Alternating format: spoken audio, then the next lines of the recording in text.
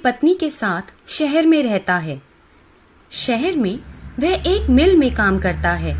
रोजाना की तरह वह काम पर से घर आ रहा होता है तो अचानक उसको पता चलता है कि उसके पिताजी की तबीयत खराब हो गई है। वह जल्दी से रेलगाड़ी पकड़कर अपनी पत्नी के साथ अपने गांव की ओर चल देता है। रास्ते में वह एक जंगल से गुजरता है जो बहुत ही वीरान है। वीरान जंगल को देखकर हरिया की पत्नी उससे कहती है, अजी सुनते हो, जल्दी चलो, मैंने सुना है जंगल में रात में भूत प्रेत प्रेतनियां घूमती रहती हैं और इस जंगल में तो किसी प्रेतिनी का साया है। तुमने तो सुना ही है। हाँ हाँ भगवान, सुना है, लेकिन इस समय प्रेत प्रेतनियों का किस्सा बंद करो, नहीं तो उन्हें सुनाई भी देता है।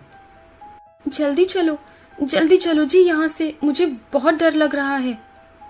डरो मत, मैं हूं ना तुम्हारे साथ। अरे आप हो तभी तो डर रही हूँ। आपका बस किसी प्रेतिनी पर थोड़ी ना चलेगा, बस मुझ पर ही चलेगा।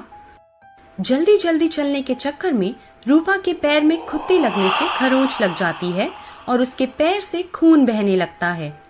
अपने पैर की चिंता किए बिना रूपा घर की ओर तेजी से बढ़ने लगती है और उसका खून भी नीचे धरती पर गिरता चला जाता है। तभी अचानक कच्ची पगड़ी पर खड़ी झाड़ियों में कुछ हलचल होने लगती है। उसे देख रूपा डर जाती है और अपने पति का हाथ बहुत तेजी से जकड़कर पकड़ने लगती है। उसका पति भी रूपा का हाथ बहुत मजबूती से पकड़ लेता है। वे मन ही मन ईश्वर को याद करने लगते हैं। कुछ ही देर में झाड़ियों में होने वाली हलचल अचानक बंद हो जाती है। फिर दोनों की सांस में सांस आती है, लेकिन वे उस खतरे को भांप नहीं पाते कि आगे क्या होने वाला है। लगभग आधे घंटे बाद रूपा अपने पति के साथ घर पहुंच जाती है। दोनों उस घटना को बार बार याद करते करते सहम जाते हैं और वे दोनों बातें करते करते सो जाते हैं। इधर प्रेतिनी रूपा के खून को सूंघते सूंघते अदृश्य रूप में रूपा का पीछा करते हुए उसके घर पर आ जाती है। रात के 12 बजे रूपा की नींद अचानक खुल जाती है और वह मटके से पानी लेने के लिए आगे बढ़ती है। तभी उसकी निगाह अपने घर के दरवाजे की ओर जाती है। वह देखती है कि वहाँ कोई खड़ा है। जब वह दरवाजे के और नजदीक जाती है तो देखती है कि वहाँ एक औरत खड़ी है जो कि सफेद साड़ी में है। यह देखकर वह बहुत डर जाती है। वह बार बार अपने पति को आवाज लगाने का प्रयास करती है, लेकिन डर के मारे उसके गले से आवाज तक नहीं निकलती। उसका पति भी काफी गहरी नींद में सो रहा होता है। जब वह अपने पति को जगा पाने में असफल हो जाती है तो वह डर के मारे पसीने पसीने हो जाती है। प्रेतिन के बड़े बड़े दांत, लंबे लंबे नाखून, पूरे शरीर पर लंबी चोटी और लंबी चोंचदार नाक लिए वह प्रेतिनी रूपा के सामने प्रकट हो जाती है। उस प्रेतिनी के मुंह से लार टपकती है। अपनी लंबी जीभ से रूपा के उस स्थान को चाटने लगती है जहां रूपा का खून बह रहा था। उस समय रूपा किसी पत्थर की तरह जड़ बनी रहती है। उस समय उसकी हालत मानो ऐसी थी कि उसके प्राण नहीं निकले, बाकी सब कुछ हो चुका था। फिर वह चक्कर खाकर जमीन पर धड़ाम से गिर जाती है। गिरते हुए उसका हाथ दरवाजे पर लगता है जो बहुत तेजी से दीवार से टकराता है। इससे बहुत तेज की आवाज होती है। दरवाजे की तेज आवाज सुनकर हरिया जाग जाता है। हरिया देखता है कि उसकी पत्नी उसके साथ नहीं है, वो तो दरवाजे के पास गिरी पड़ी है। वह झटाझट उठता है और रूपा को उठाने का प्रयास करता है। वह मटके के पास रखे बर्तन से मटके से पानी निकालता है और रूपा के चेहरे पर पानी की बौछार करने लगता है। धीरे धीरे रूपा को होश आना शुरू होता है। वो चारों ओर उस प्रेतिनी को देखने लगती है।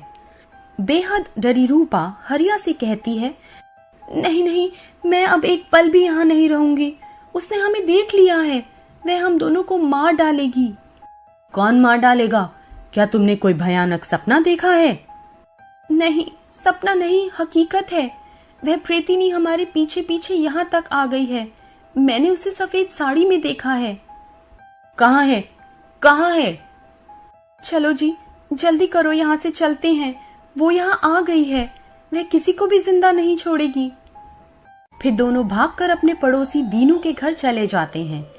दीनू उनकी सारी बात को सुनता है और कहता है, हाँ हरिया, तू एकदम ठीक कह रहा है। देखता नहीं आजकल गांव के लोग रात होने से पहले ही अपना सारा काम कर लेते हैं। कोई भी शाम के समय अपने खेतों को भी देखने नहीं जाता। खैर तुम्हें कैसे पता होगा, तुम तो शहर गए थे ना। तो भैया दीनू, अब क्या किया जाए? अब करना क्या है, उस प्रेतिनी का कोई ना कोई उपाय तो हमें मिलकर ही निकालना होगा। पर इस आफत से पीछा कैसे छुड़ाएं, कैसे भगाएं इसे हम अपने घर से, हमें तो कुछ भी नहीं पता है। चिंता ना करो, भागेगी, प्रेतिनी जरूर भागेगी। अगर कोई तांत्रिक बाबा मिल जाए तो इसका भी इलाज हो जाएगा। हाँ दीनू भैया, सही कह रहे हो। तो तुम्हारी नजर में है क्या कोई ऐसा तांत्रिक बाबा? नहीं भैया, लेकिन कलुआ से पिछले साल मैंने तांत्रिक बाबा के बारे में सुना था। वो बात कर रहा था किसी तांत्रिक बाबा की। चलो उसके घर चलते हैं। नहीं नहीं, अभी रात में जाना ठीक नहीं है, कल चलते हैं दिन होते ही। नहीं, मैंने सुना है कि रात में भूत प्रेत प्रेतिनी की शक्ति कई गुना बढ़ जाती है। फिर अगले दिन हरिया दीनू के साथ कलुआ के घर जाता है और उसे जोर जोर से बुलाने लगता है। कलुआ, ओ कलुआ भैया, कलुआ भैया, अरे घर में हो ना? कलुआ के घर में से उसकी पत्नी बोलती है। हाँ, कौन? क्या काम है आपको उनसे? दीनू और हरिया एक साथ बोलते हैं। अरे भौजी, हम हैं दीनू और हरिया। कलुआ की पत्नी कुछ देर सोचने के बाद, अरे भैया आप? अच्छा, अभी उन्हें भेजती हूँ। अजी सुनते हो, देखो दरवाजे पर दीनू और हरिया भैया आए हैं। लगता है कोई जरूरी काम है। उठो ना, उठो जल्दी जाओ, आवाज नहीं सुने हो का? हाँ सुन लिया भगवान, कितनी बार कहेगी, जा रहा हूँ। दीनू और हरिया से मिलकर कलुआ उनके यहाँ आने का कारण पूछता है। फिर वे दोनों कलुआ को सारी बात बता देते हैं। कोई बात नहीं, आप चिंता ना करो। ससुरी डायन हो या प्रेतिनी या फिर हो कोई चुड़ैल, अभय तांत्रिक बाबा के पास चलत हैं, वो इस ससुरी का काम तमाम कर देई। इतना कहते हुए वह तांत्रिक बाबा के आश्रम की ओर चल देता है। तांत्रिक बाबा ध्यान मग्न होकर हवन कुंड के सामने कुछ मंत्र तेजी तेजी से पढ़ रहे होते हैं। वे तीनों अब तांत्रिक बाबा के चरणों को प्रणाम करते हैं। तांत्रिक उनसे यहाँ आने का कारण पूछता है। वे तीनों इस बात को बता देते हैं।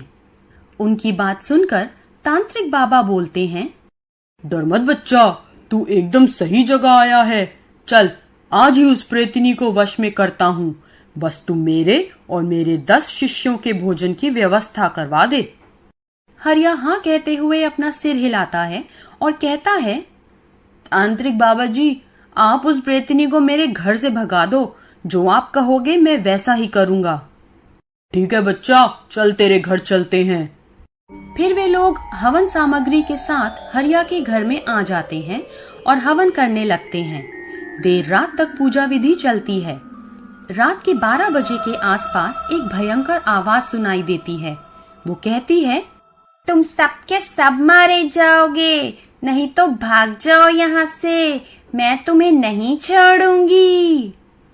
अरे दुष्टा, आज तेरा काल तुझे मेरे सामने ले आया है। अपने असली रूप में आ, अगर मुझसे नहीं डरती तो। इतना सुनते ही वह प्रेतिनी अपने असली रूप में आ जाती है और तांत्रिक बाबा पर हरिया के घर में पड़ी चीजों से आक्रमण करने लगती है। तांत्रिक बाबा अपनी आंखों को बंद कर तेजी तेजी से मंत्र पढ़ने लगते हैं। मंत्रों के प्रभाव से उस प्रेतिनी की शक्ति कमजोर होने लगती है और अदृश्य होने वाली ही होती है कि तांत्रिक बाबा उस प्रेतिनी पर हवन कुंड की जलती लकड़ी से वार करते हैं। उस वार से प्रेतिनी जलने लगती है और बहुत तेजी से चिल्लाने लगती है, मैं जल रही हूँ, मुझे छोड़ दे, मुझे छोड़ दे, मैं इन्हें परेशान नहीं करूंगी, यहाँ से चली जाऊंगी। नहीं, अब मैं तुझे नहीं छोड़ सकता। तू प्रेतिनी है, किसी न किसी को फिर नुकसान पहुँचाएगी। अब तेरा काल आ गया है, जा, मैं तुझे नर्क में भेजता हूँ। फिर वह प्रेतिनी चिल्लाते चिल्लाते राख के ढेर में बदल जाती है। ये सब देखकर दीनू, हरिया, कलुआ और उसके परिवार के सभी लोग खुश हो जाते हैं। सब कहने लगते हैं, जय हो तांत्रिक बाबा की, प्रेतिनी खत्म हो गई, काम तमाम हो गया ससुरी का, तांत्रिक बाबा से पंगा लेने चली थी। इसके बाद हरिया, उसकी पत्नी समेत पूरा गांव आराम से बिना किसी डर के अपने सारे कामकाज करने लगते हैं। हेलो फ्रेंड्स, आप कैसे हैं? आशा है आप सही होंगे और आपको हमारे चैनल पर चल रही कहानियां अच्छी लग रही होंगी। यदि आपको ये कहानियां अच्छी लग रही हो तो कृपया इसे लाइक, शेयर करना ना भूलें और आपका साथ होगा तो हमें बहुत ही अच्छा लगेगा। और हाँ, चैनल को सब्सक्राइब जरूर करें। जरूर फ्रेंड्स। Thank you friends.